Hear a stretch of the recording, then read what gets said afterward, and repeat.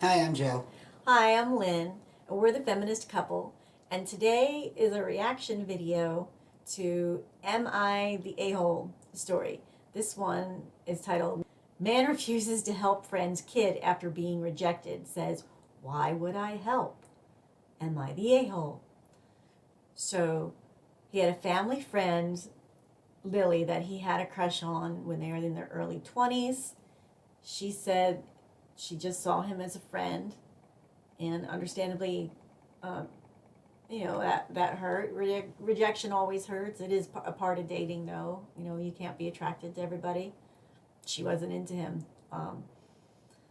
And then after about 8 years, they reconnected, and she had been divorced and had a son, and asked her out again.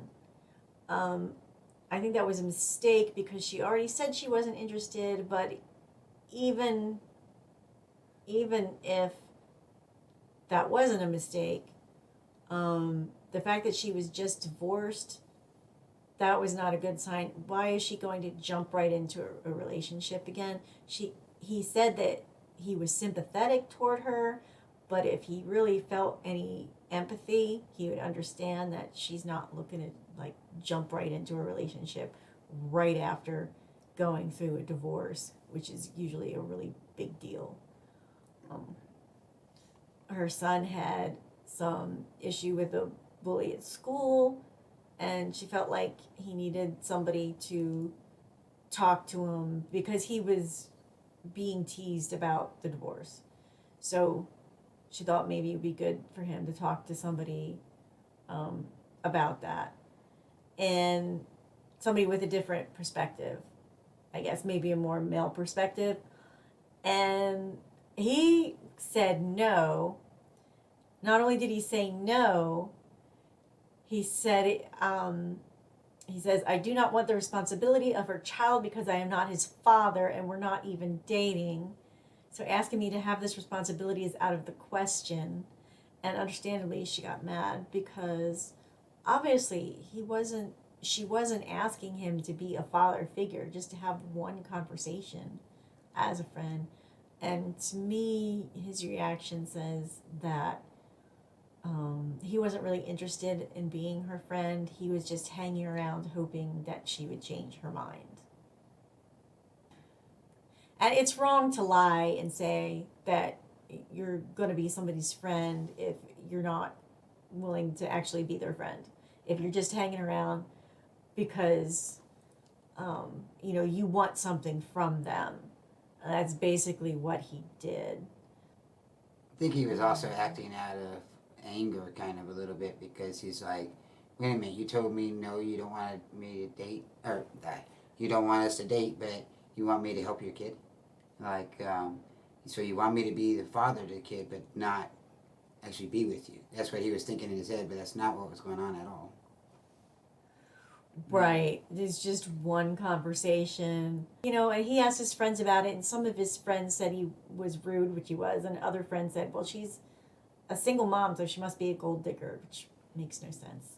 She wasn't asking him for money. She wasn't asking to be the kid's dad, just to have one conversation.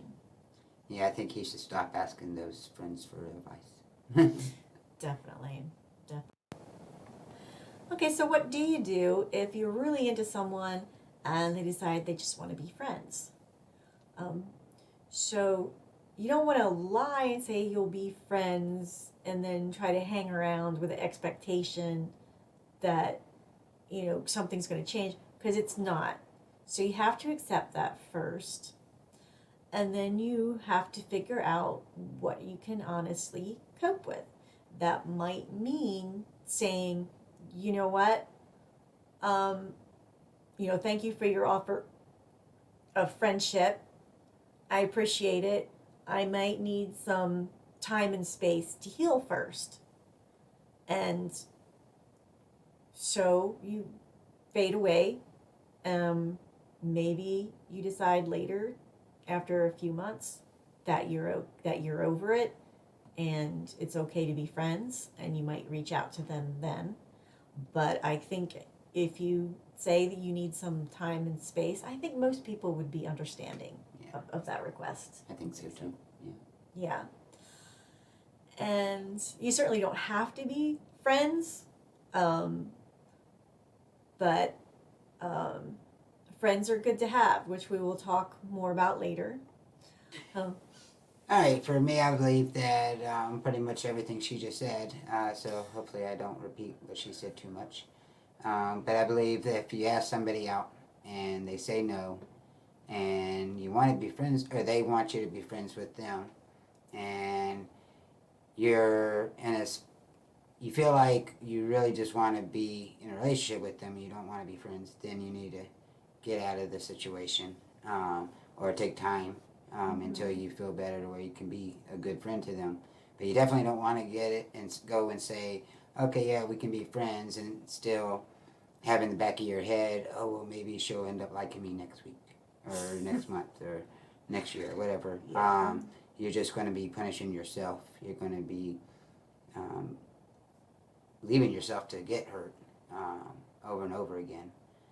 So if you're going to be friends with them, you want to make sure that you're understand that there is no relationship other than friendship, and to keep that in your head and don't expect something else. So if you can keep that in your head that you're just going to be friends and that's all you want to, or she wants or he wants, then that's what you're going to do. But if you can't do that, then you shouldn't try to be friends with a hidden agenda, because you're not going to be able to be a good friend for her or him, and you're also going to just leave yourself open to be hurt.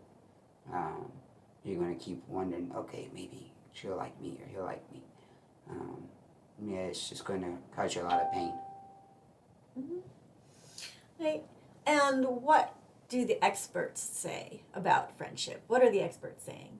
So the American Psychological Association published a cover story last June.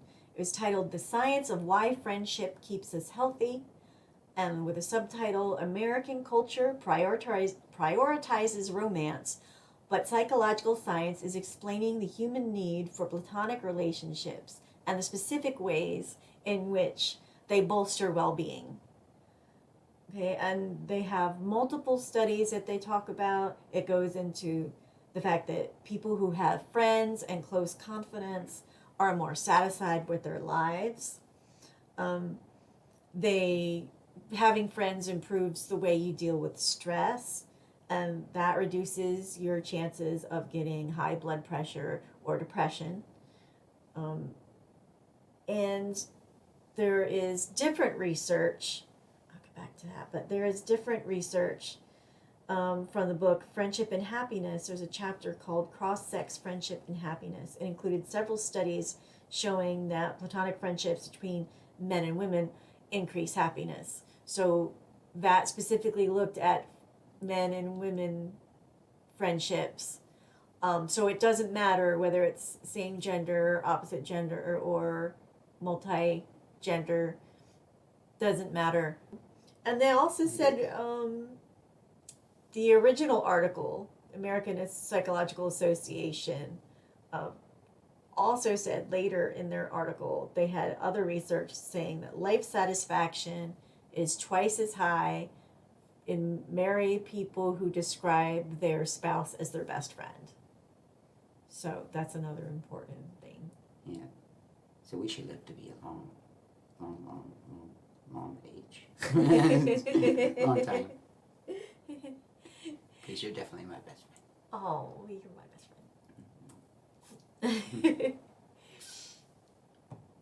Okay, and that's all we have for you today. So if you have some stories that relate to the topic today, you can share them in the comments and we'll definitely read them. Hit like or subscribe if you like the video, and we'll see you next time. Bye. Bye.